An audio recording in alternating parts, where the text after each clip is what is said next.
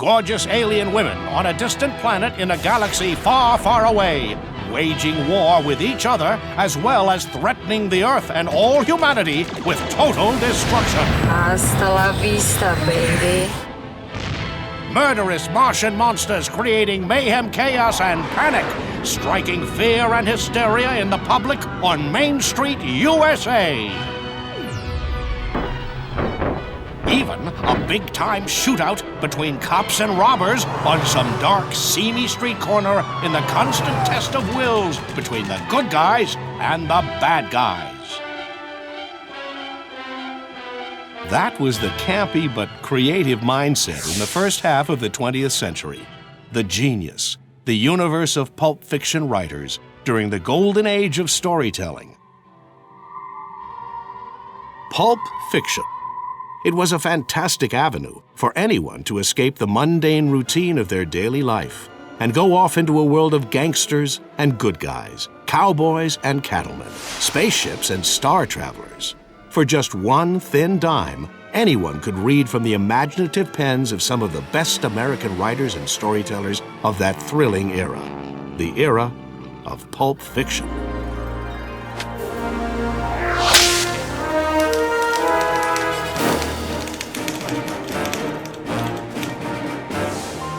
Well, I think it's important that people really understand the importance and significance of the golden age of pulp fiction, 20s, 30s, 40s, and even beginning of 1950s. Because a lot of what people see right now and come to see in the various movie theaters, Indiana Jones, that's Doc Savage. You see Superman, he's the Man of Steel. Doc Savage was the Man of Bronze. You have the various comic book characters also of like Batman. All the characters that we talk about today, Batman and Spider-Man, those were comic books, and the editors of those magazines made up the names of the Batman and Superman. The superheroes that we see on film now, like Spider-Man, Batman, a few years ago, Superman, etc., all came from comic books. But the adventure pulps had characters that were almost comic book-like. The idea came from the pulps, like Buck Rogers was a pulp character. Buck Rogers is a very famous science fiction hero, and is he very different from Luke Skywalker or somebody? Not really. They're bigger-than-life heroes. So they're pulpy, they're comic booky, and they're cinematic. We look back now and we see Indiana Jones, for example. Well, Indiana Jones is the epitome of all these pulp adventures. Well, the reason why George Lucas and Steven Spielberg did that is because they were so in love with these stories back when. I don't think there's a single science fiction blockbuster that's come out in the last 20 or 30 years that isn't directly derived in one way or another as inspiration from the pulp magazines of the 20s and 30s and 40s. So I'd venture to say that 90-95% of the top blockbusters in Hollywood of today were based on the stories from the Golden Age, the pulp fiction of the 20s, 30s, and 40s.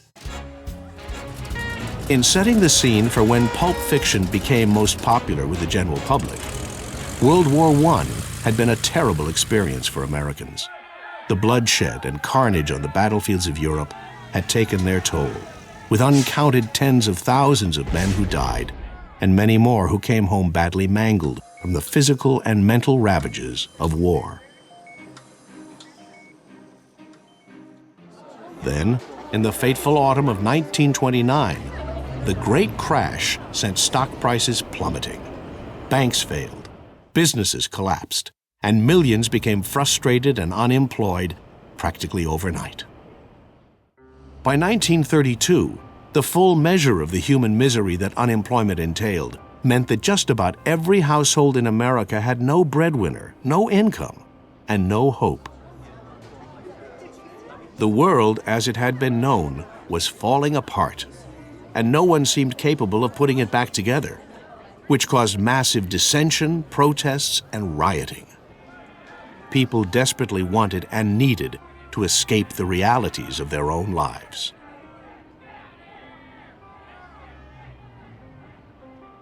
If you speak of life in the 30s and 40s, nobody had any life. everybody was unemployed. There were 15 million people unemployed in the United States out of 30 million people. It was terrible. And I saw my father crying occasionally because he had no money. Things weren't all rosy. People were having tough times. And who wants to read Anna Karenina where she has a long, depressing life and steps in front of a train?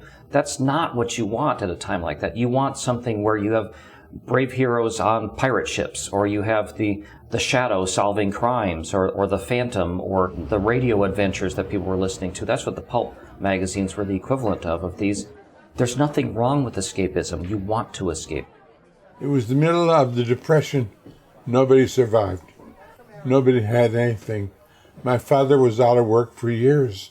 It was a terrible time. You people today don't understand what the Depression was like. My dad would look for work again and again over a period of 8 years.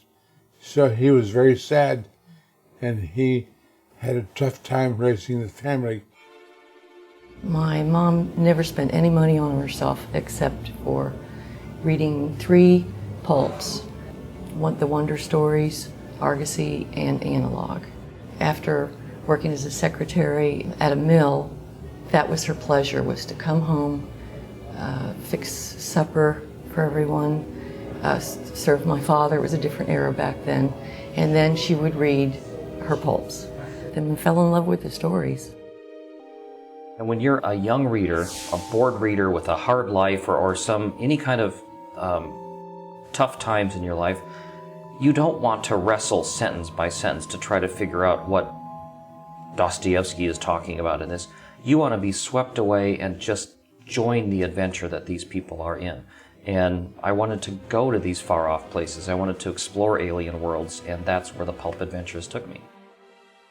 When I was 9 years old, I fell in love with Buck Rogers. They caused me to be very much alive. When I was 12 years old, I got a toy typewriter for Christmas, and I began to write. And the first thing I wrote was a sequel to the Martian books of Edgar Rice Burroughs. So you see, Burroughs came into my life very early because Burroughs told me to go to Mars, and I went there. I never came back.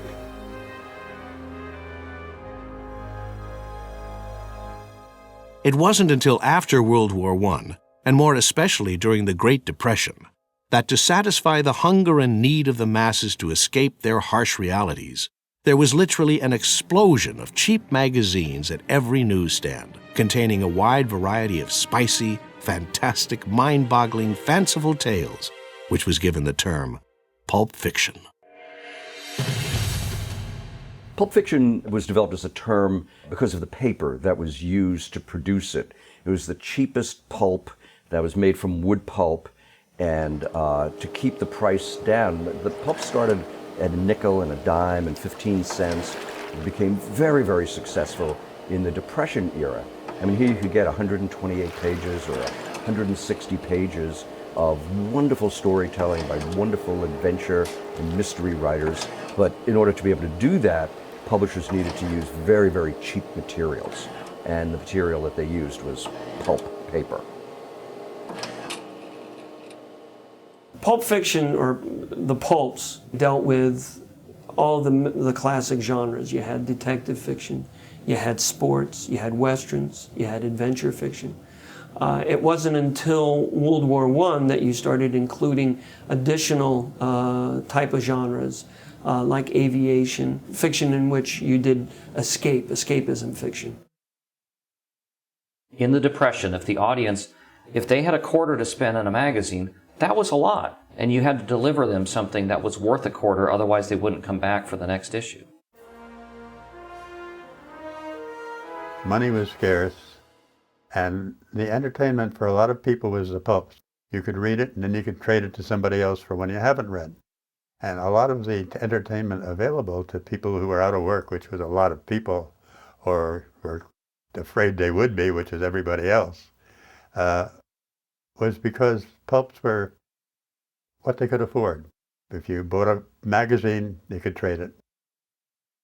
The one thing that differentiated the pulp magazines from the slicks. Slick magazines would, if it was a detective magazine, would have a lot of highbrow detective fiction. You had your Sherlock Holmes. In the pulp magazines, you had the down and dirty detectives. You had the Sam Spades of the world, what they called the hard-boiled detectives, the gritty, the gin-drinking, the woman-abusing toughs. That was the pulp fiction era. I mean, the fascinating thing about the writers who were working in the pulps was that they were writing what was considered disposable fiction, trash. I mean, most of these stories, you'd read them and throw them out. And yet, the top writers in these fields, whether it's westerns or science fiction or horror or mystery, they're now considered the literary giants of the 20th century. But there's a kind of purity of entertainment that those writers had, which I think came from being the first, being unself-conscious, breaking new ground. They were pretty much making it up out of whole cloth as they went along. But to neglect those writers, to figure you won't find a lot of fun and entertainment, would be to needlessly impoverish your reading. After all, people like modern adventure stories, but you can't beat Robert Louis Stevenson or Mark Twain. The pulp era is also a reflection on history. The pulps themselves were not written, obviously, in a vacuum. The authors were pulling stories out from the times that they were living in, the down and dirty type of material. Those classic stories never go out of vogue. I think if anybody wants to know something about the history of American literature in the 20th century, you would have to understand the pulps, because the pulps were the breeding ground for so many writers. It's where a beginning writer with very little experience, he could produce a lot of stories because there was this tremendous need for a lot of fiction, and many of them then went on to become far more important, far more serious writers than their work showed in the pulps. With the explosion of pulp fiction magazines during those difficult years in America came the tremendous demand for writers of all kinds. And during those days, any work was better than no work at all. As things turned out, some of the 20th century's best-known authors got their start writing for the pulps. Writers like Raymond Chandler, Dashiell Hammett, Earl Stanley Gardner, L. Ron Hubbard, Carroll John Daly, and Walter Gibson are only a few of the notables that handled such staples as action, adventure, westerns, and romance. They represented the greatest explosion of mass entertainment via the printed word that a thrill-seeking public had ever experienced. Other notable pulp magazines later specialized in topics such as science fiction. It was in these pulps that writers like Ray Bradbury, Isaac Asimov, Arthur C. Clarke, Robert Heinlein, and Fred Pohl first made their names. I was editing at the time. I was a boy editor. I got my first editorial job when I was 18. I had two magazines, one called Astonishing Stories and one called Super Science. Spent a lot of time as an editor of one thing or another. And I was a literary agent for several years. At that time, I had no agent, and I sent my short stories to an agent named Fred Pohl. He hadn't begun to publish yet as an author, and he sent my stories back and refused to represent me. I try to forget about that. I was a pretty good literary agent, but I didn't manage to make a profit. I nearly went broke doing it. A lot of writers that we know today as famous and important, significant literary figures got their start in the pulps. The most obvious example are people like Raymond Chandler and Earl Stanley Gardner and Dashiell Hammett. But there are other writers like Edgar Rice Burroughs, who created Tarzan. That's where beginning writers would would get their first material published, they made very, very little money. The only way you could survive as a pulp writer was to write a lot of words. With the harsh economic conditions facing the whole country, these writers had an equally difficult time in balancing their writing with survival. They were all working without a guild or union, basically on their own, without advances, royalties, or residuals. Truthfully, most didn't make it, but some did. Back in 1939 and 1940, you got a half-cent a word, maybe a penny a word, occasionally 2 cents a word, so there was not much money. And my first story I sold to Thrilly Wonder Stories, and I got $15, and it made me very rich that week. I was selling newspapers on a street corner at the time, so I felt very rich and very famous. A lot of these magazines weren't in very good financial shape, and the editors couldn't even pay the authors after they had turned things in. I mean, Hugo Gernsback, the editor of Amazing Stories, was notorious. You would get paid a quarter cent a word on threat of lawsuit because people would turn in their stories, but he would make excuses and not pay for it. I think the public today should know about the Pulp Fiction era because the money was so little that we couldn't survive. We had to have other jobs in order to be able to write for the Pulp Fiction. And all the magazines were not paying any decent money, so there's no way to survive. My first year, I made $15. The second year, I made $45 in the whole year. In the third year, I finally made $200 in the whole year. So I was poor for a long time. Pulp fiction writers had a very, very hard time of it because they had to produce so much to earn even a small living. And one of the things that was, that perhaps not restricted to pulp writers, but to writers in general, was alcoholism. And a lot of pulp writers would sit down with their bottle of bourbon and drink and write and drink and write. And some died early because of their alcoholism. Some died so poor that they vanished from the face of the earth. Nobody knows really what happened to them. The few that made it big are still read today and much loved, but those are really the exceptions.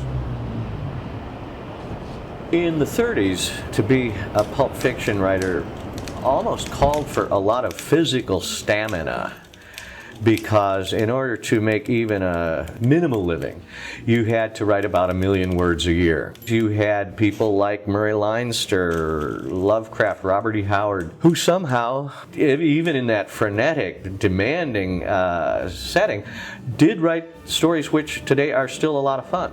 And one of the most prolific of those writers was L. Ron Hubbard. When I think of L. Ron Hubbard, the first thing, of course, I think of is he was one of the most successful pulp writers who ever lived. The true pulp writer, which L. Ron Hubbard was, is the kind of person who could write a detective story, a science fiction story, an adventure story, a spy story, a romance story, and he wrote all of those, and he did a very, very good job. He was really good at it.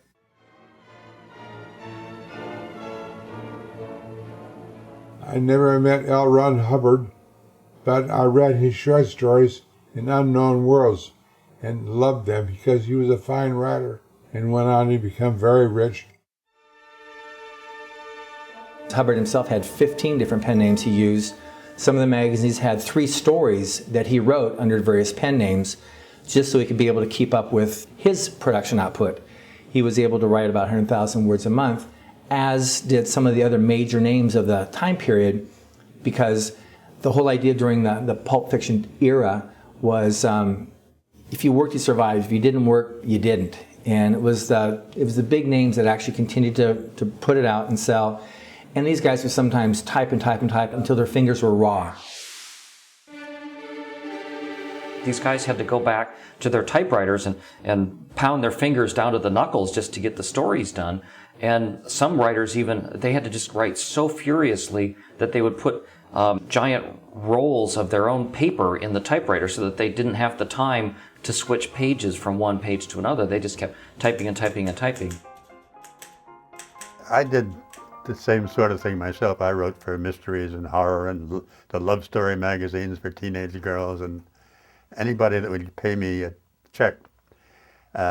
And some of the stories I liked very much. There have been other writers who have been as good and some of them better, but there are not very many who were able to do as many different things as Hubbard was. One thing about L. Ron Hubbard as a writer, it was said his realism is what made his stories sell so much. And what made it that way was because of the fact he was an accomplished pilot, because he was an accomplished seaman. He traveled all over the place. He did all types of explorations, climbing into volcanoes even at one point. As the torrent of pulp fiction magazines published at the time continued to burst forth, some magazine editors began to demand that writing be held to a consistently higher standard, imposing greater rigor and better storylines. For example, in 1939, one of the best writers of that period, John W. Campbell, was hired to edit the science fiction pulp Astounding magazine. He had a scientific background as a student of nuclear physics. He told the best science fiction writers of the time to gear up and write more intelligent stories for a more intelligent readership. This was considered by many to be a huge development in science fiction writing and led to much more plausible and believable stories, combining real science facts with scientific discovery and developments just beyond the technological horizon of those days, which, in many cases, predicted several scientific breakthroughs decades later.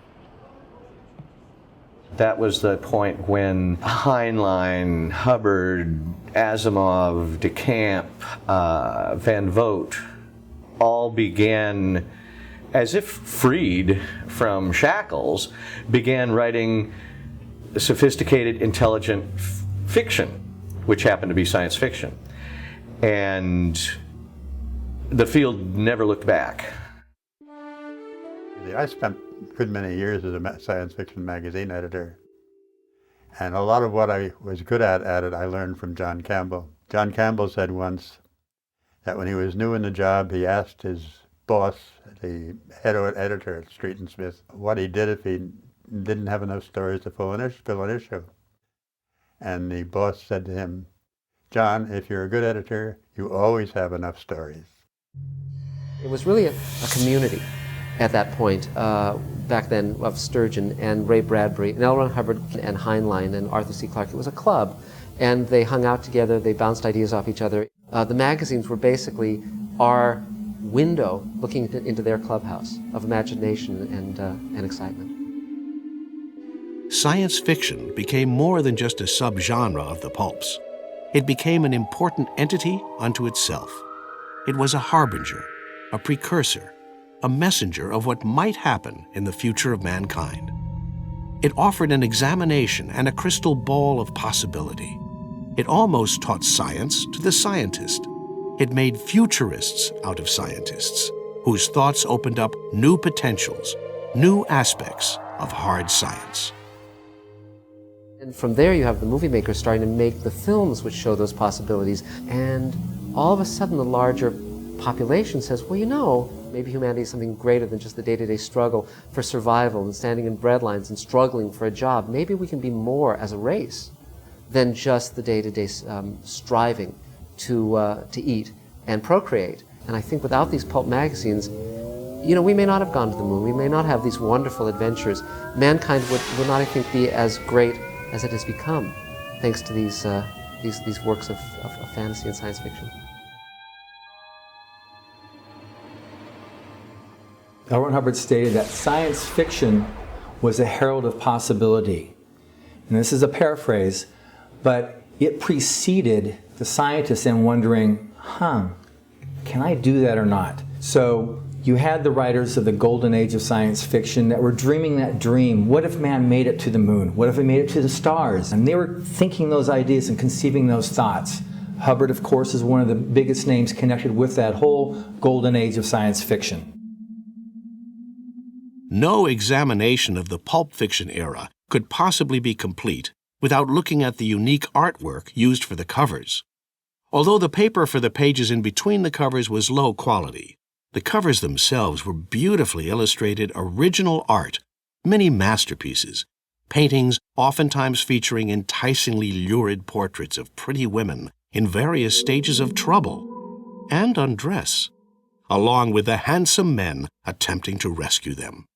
Or, sometimes, the sci-fi pulps would showcase spectacular art introducing bizarre aliens on distant planets, or valiant space explorers traveling the stars. I love the cover art of the pulps. Artists like Frank R. Paul and Virgil Finlay and Hannes Bach and Frank Kelly Freas. These guys are just astonishing artists and so imaginative, and yet they were doing it, for low rates. In fact, I have many friends of mine who are artists and set designers and concept designers for movies and television shows, and that's what they go back to. They're constantly cribbing from Frank Kelly Freas and Hannes Bach and Virgil Finlay and Frank R. Paul, because these guys are just brilliant. For the illustrators who were creating the covers back in the pulp era, as well as for the publishers, it must have truly been an absolute nightmare. Because even though the pulp material used for the covers was better in quality than the magazine's interior paper, it was still the mulch material from surplus lumber, and it had a very dodgy effect on the inks used in those days. The absorption rate dulled the reds, the blues, the primary colors. So the illustrators compensated for that by adding brighter, more garish colors to compensate for the printing. So what you ended up with was very bright primary colors, because everything else otherwise went to grays and washed out. And I'm sure the editors loved that because it got more people's attention to the newsstands. Look at the cover paintings of some of these. It's just lush and imaginative explosion of incredible things. And as a little kid who was living in a boring life, and I wanted to, I had thick glasses and I couldn't play baseball, and I would just daydream about stuff. Looking at the pictures on the covers of these made me want to read the stories about the strange civilization buried in the moon, or the people that found a cave that took them to the center of the earth. It made the whole world seem like an incredible place to explore. Back in the pulp era, some of the illustrators had the opportunity to just do an illustration, and then the editors would go in and say, okay, you writers, Robert Silverberg, all the wonderful Isaac Asimov, came in, looked at the covers, and then wrote a story around them. After World War II and the beginnings of better economic times for most Americans, the pulps began to lose their traction with the masses. This started their decline in popularity, gradually giving way to other forms of entertainment. When we talk about the decline of the pulps, there are a lot of reasons for it, but the overwhelming cause of the death of the pulps was the advent of the mass market paperback. Now, films were very popular in the Depression era, and when radio was also very, very popular for many, many years. TV came along. Everything nibbled away at it. Once you have lots of choices for your entertainment time, entertainment dollar, then you could see where there'd be a little nibbling at the edges. But really, it was the mass market paperback that doomed pulps. Many of the pulp publishing companies simply closed their doors, while others, like the Spicy Group, went from publishing pulps into comic books. And although comic books eventually sold in the multi-millions after World War II, the publishing companies still put out the old-style pulps because they were so much cheaper to produce. The pulp publishers spent less on their paper, so it was a much cheaper avenue to continue, which is why they did, and some of them eked out a living until the very end. But by and large, the magazines started dropping off the newsstands in the mid to late 50s and was completely gone by the early 60s. As the pulp fiction magazines consolidated or closed down entirely, only the best of those writers who had proven themselves under the harshest of conditions and in the fiercest of competition could still keep on publishing. Those talented scribes went on to write some of the most memorable mystery, Western, and science fiction literature of the 20th century by turning out full-length novels, as well as contributing to mainstream magazines. Some writers even evolved from pulp literature into the newer field of broadcasting, writing for the popular radio and television shows of the 1940s and 50s. Brilliant young science fiction writers, Ray Bradbury. A lot of the authors from the pulp magazines that were very successful did transition in the 1950s to writing actual books, that they would write things that were frequently serialized in the magazines first, and then they were collected and released as either paperbacks or special press editions. Isaac Asimov, L. Ron Hubbard, Robert Heinlein, Arthur C. Clarke, Ray Bradbury. These writers have become very well known. They're classics in the genre. They're considered the grand masters. I found a place in UCLA in the library basement where I could have a typewriter for 10 cents a half an hour. I needed an office, so I moved into the basement of the UCLA library. I spent $9.80 in dimes, and I wrote Fahrenheit 451 in 9 days. It's beautiful to think what I did because I was in a library, you see, and being excited, running up and down stairs and writing Fahrenheit 451. For many years after the decline and fall of the pulp fiction era, literally millions of pulp fiction magazines were destroyed or thrown away out of sheer neglect. And of the 50,000 or so original paintings made for the pulps, less than 900 remain intact today. As a rather cruel example, in 1961, when the Condé Nast Company bought out Street and Smith, an old pulp publisher, it inherited several hundreds of these original cover art paintings. And at an auction, there was not a single offer on a single painting. To add insult to injury, not one employee even wanted any of them as gifts. So they were all simply thrown into the trash, discarded, and destroyed. Original paintings that would be priceless on today's market. Similarly, the pulp writers of the era were generally forgotten and neglected, until a resurgence of interest began in the 1980s and 90s, not only for the old artwork and magazines, but also a fresh appreciation for the writers themselves and their extraordinary storytelling skills. For magazines that originally sold for as little as 10 cents and as much as 20, 25 cents. The magazines now, though, because they are so few, and most of them were claimed in either World War I or World War II paper drives. So you can find magazines now that sell for $500, $700, $1,000. Like the original October 1912 All Story, which included the very first Tarzan of the Apes, Edgar Rice Burroughs. I've seen sold recently in auctions for as much as $50,000. Pulp fiction is coming back in two different ways. One is that the great classic stories that were published in the pulps in that era between the two world wars, especially when they had their most successful time, and are very, very popular, both with nostalgic old guys who read them then and liked going back to that era, as well as kids, young people who were finding that the excitement and the fast movement of those stories is very appealing to them.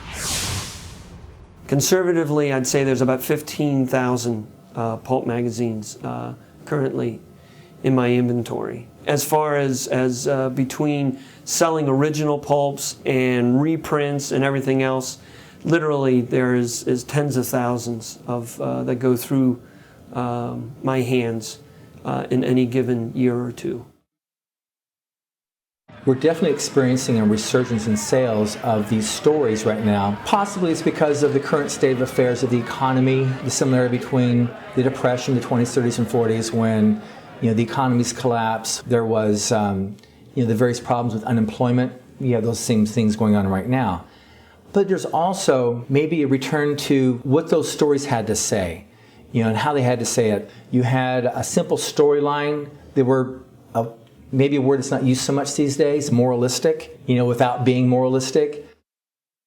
I'm the editor of a large number of anthologies. The Black Lizard Big Book of Pulps is a gigantic anthology of pulp fiction from the golden era of pulp magazines.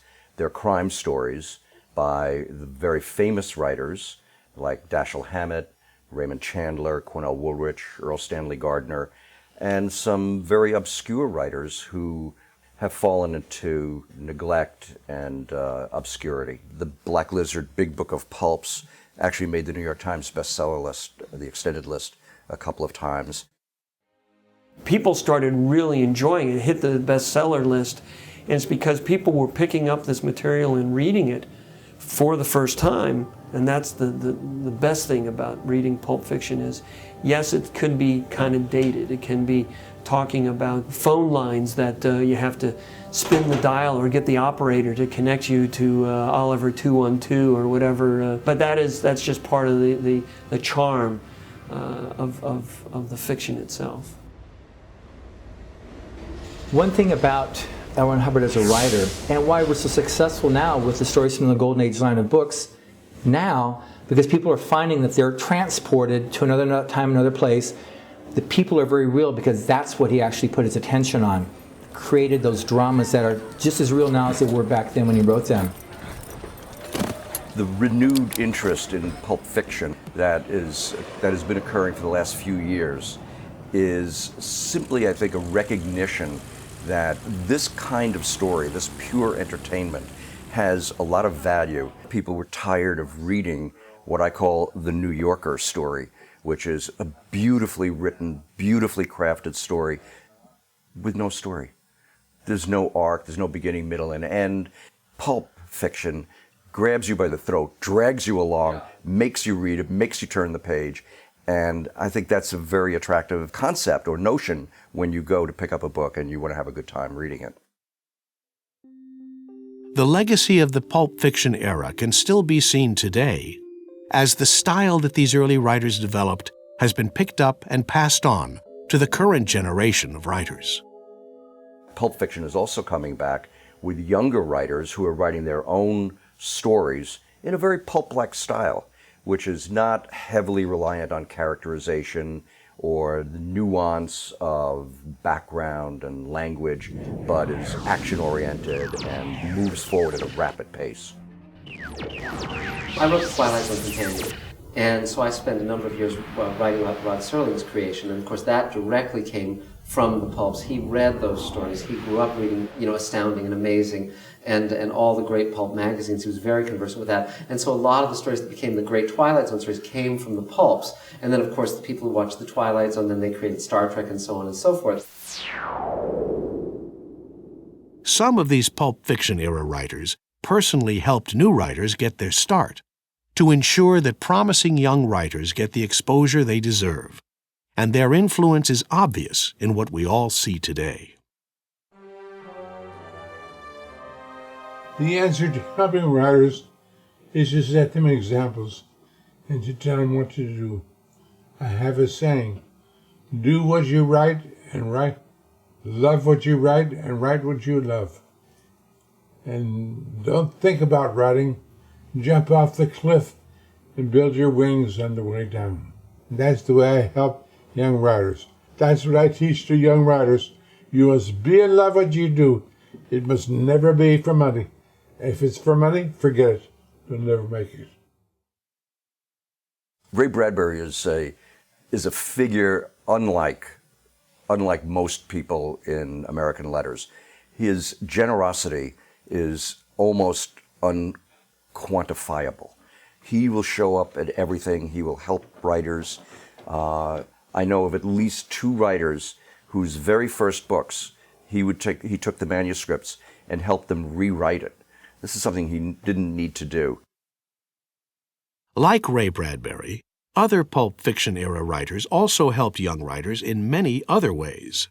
There's one particular story that, for me, characterizes L. Ron Hubbard not just as a writer, but also what he eventually created is when he went on his expedition with the Explorers Club to Ketchikan, Alaska, he created a writing contest. And he started his own Golden Pen Award that he launched, where any of the local people could then enter a story, and he would personally judge it. And the winner, he would give his contacts in New York for them to be able to get their career started as a writer. The one thing about Pulp Fiction era that you don't have today is it's actually quite regrettable, because authors today don't have the same avenue that they had in the past. You didn't have the ability to write to literally hundreds of magazines or send your stories out. That doesn't exist nowadays. So a lot of new writers are finding it very, very difficult to find their voices or finding those readers. As a continuation of what Mr. Hubbard did, in 1983, he conceived a contest called Writers of the Future, which has since become the most established, the most successful writing contest of its kind in the world. And the reason why almost every major writer and artist of science fiction, fantasy, alternate history, horror participate in this as its judges is because they see the value of it and the importance of it paying forward and creating a future for all those genres of speculative fiction. It was about 20 years ago that Algis Budrys, a very respected science fiction writer, asked me if I'd be interested in being a judge for this relatively new contest, Writers of the Future. And I looked at the other judges he had also asked, and it was writers of way bigger magnitude than me. And so I was very happy to jump aboard. And it's been very rewarding in that this contest exists to take unpublished writers, unheard of writers, and make them published and heard of. I think Writers of the Future has been a great thing for new writers. When I come across a writer who hasn't been published, I say, have you ever submitted to Writers of the Future? Because it is your best chance of having a lot of people know who you are and getting published in the book they do every year. I think for almost all of them that has been a positive effect on their careers. Still recommend it to any new writer who is having trouble getting published, because it's a good way to do it. As illustrations and artwork has always been an integral and inseparable part of pulp fiction. Shortly after the creation of the Writers of the Future contest, the event expanded to include an Illustrators of the Future award as well.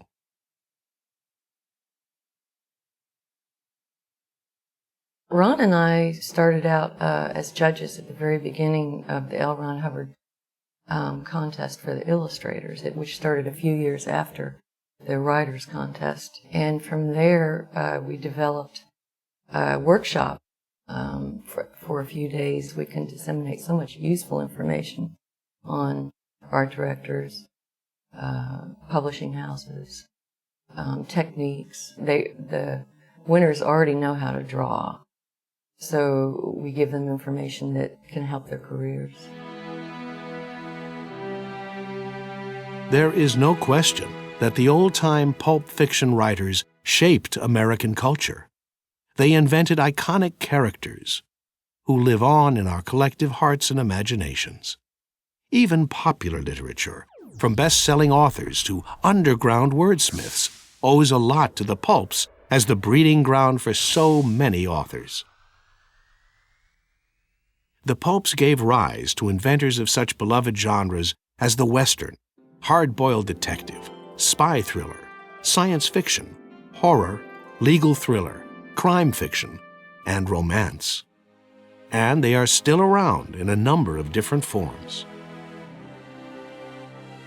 Pulp Fiction magazines themselves transitioned and evolved and have faded away. But the Pulp Fiction era itself just evolved and changed. The whole philosophy, the whole mindset of a wonderful escapism taking you away to amazing places is certainly alive and well. I mean, I think you would look in the movie theaters and look at Star Wars is a perfect example. It's a movie, but it is just unabashed pulp science fiction. And Indiana Jones is unabashed pulp entertainment. A lot of those stories are still around. All the stuff that I wrote for Word Tales, $15 a story, are still around in Dark Carnival and the October Country, which is still around today. Those are all pulp stories that I wrote when I was 21, 22, 23, and 24 years old. The golden age of science fiction may have been in the late 30s and early 40s. Other people have said the golden age of science fiction is when you're 12, and that may be true also. So in a sense, that was the golden age, but I would not have missed it for anything. Pulp fiction is always still around because people need that kind of entertainment. And as a writer who is maybe the second, third, fourth generation from these people who created a lot of the stuff, I'm glad to continue providing some of the entertainment for that.